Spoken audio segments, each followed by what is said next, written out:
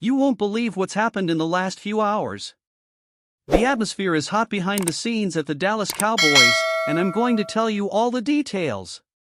But before you go any further, click on the subscribe button so you don't miss out on the latest Cowboys news. Cowboys signed Dalvin Cook, a popular media idea. The folks at Cowboys Nation and in the national media are clamoring for the Dallas Cowboys to sign recently graduated New York Jets veteran Dalvin Cook because he has game?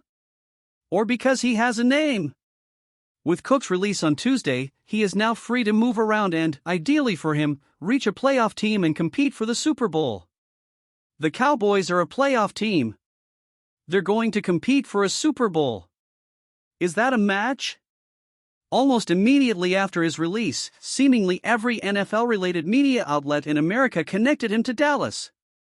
Some of them aware that the Cowboys' running game could be improved, but some of them apparently didn't know that Cook was a failure with the Jets. After being waived in the offseason by the Vikings, with whom he was a perennial Pro Bowler, the 28-year-old signed a one-year contract with the Jets. He would star alongside the newly acquired Aaron Rodgers. Of course, Rodgers' 2023 season lasted only 4 snaps before he ruptured his Achilles tendon. Meanwhile, the Jets, now 6-10, spent the year leaning on Breece Hall as their running back. Cook, he had 16 touches in Week 1. But he never again recorded double-digit rushes and, with him certainly not in uniform for anyone this weekend, will finish the season with just 67 rushes for 214 yards, with 0 TDs and 2 fumbles lost. Disgusting. We know he was available at the trade deadline and that nobody, including Dallas, bit. We also know that when he was a free agent in the summer, Dallas was again disinterested. Have things changed for the Cowboys? Should they be interested now? We've seen the argument that Cook would offer a fresh pair of legs, given the fact that he spent the year sitting on the sidelines. We suppose that's true. To be fair, though, Jets coach Robert Saleh said of the release, it's an opportunity for him to go out there and finish the season strong. He still has a lot of strength in his legs. So maybe. And as far as Dallas is concerned?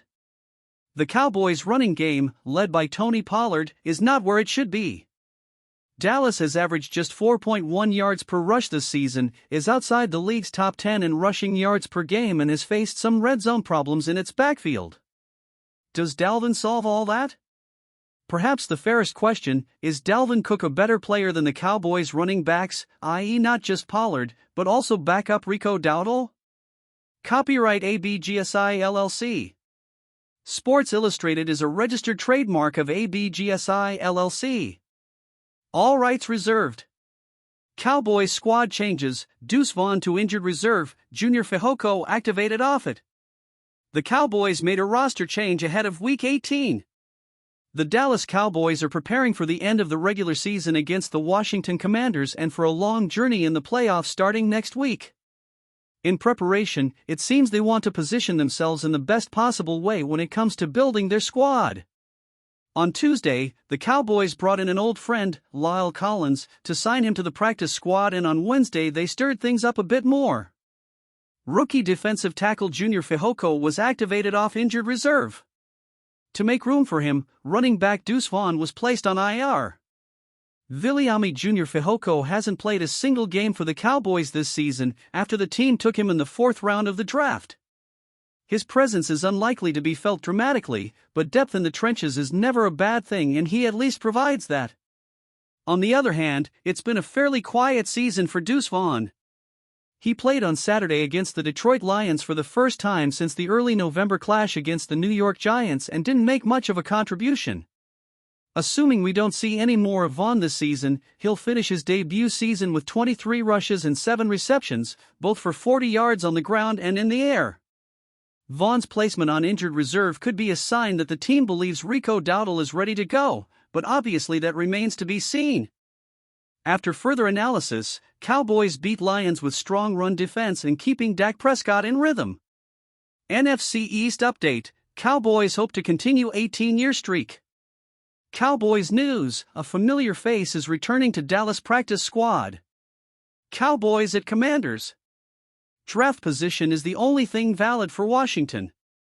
Recapping the fantasy impact of the Cowboys' 20-19 win over the Lions. Dallas Cowboys sign Lyle Collins to their practice squad. Dallas Cowboys owner Jerry Jones' brutally honest take on the Week 17 issue won't please Detroit Lions fans. Dallas Cowboys owner Jerry Jones admitted that the way the Week 17 game against the Detroit Lions ended was complicated. However, he expressed conviction that Dan Campbell's men are also to blame for what happened. As a reminder, the Lions lost to the Cowboys 20-19 after a controversial penalty denied Detroit what would have been a game-winning two-point conversion. Apparently, there was confusion over who the eligible receiver was, leading to a shocking turn of events. It all started after the Lions scored a touchdown following a pass from Jared Goff to Amon-Ra St.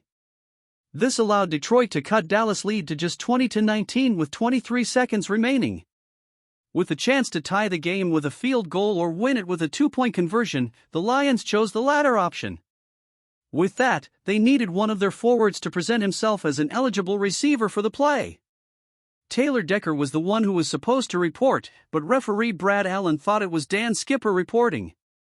Allen then told the Cowboys who had declared himself an eligible receiver and announced it. However, when the Cowboys lined up, it was Decker who was in position to receive, while Skipper lined up differently and in coverage, which was an illegal formation because he reported as the eligible receiver. That said, after Decker caught the pass for the 2 extra points, he was quickly waved off. 2 flags were thrown as a result of the confusion, one for the illegal touch penalty on Decker and one for Skipper's illegal formation, as Allen explained after the game. Although the Lions still had a chance to win, they were stopped by the Cowboys. To be sure, the whole affair angered the Lions and their fan base. The team denied that Skipper reported it and it was Decker who reported it all along. Video replays of the incident also showed reports from Decker. The issue caused a lot of hatred directed at referee Brad Allen and his officiating crew. New York Jets quarterback Aaron Rodgers even entered the conversation and blamed the NFL for the referee's lack of responsibility. Jerry Jones, however, has a different view on the matter. Although he may be biased because it was his team that benefited, he made some interesting points. In the video of the incident circulating online, it's important to note that Taylor Decker was with Penei Sewell when he reported as an eligible receiver. Dan Skipper was also shown running towards the referee instead of huddling. These gestures made it look like Skipper was the one reporting.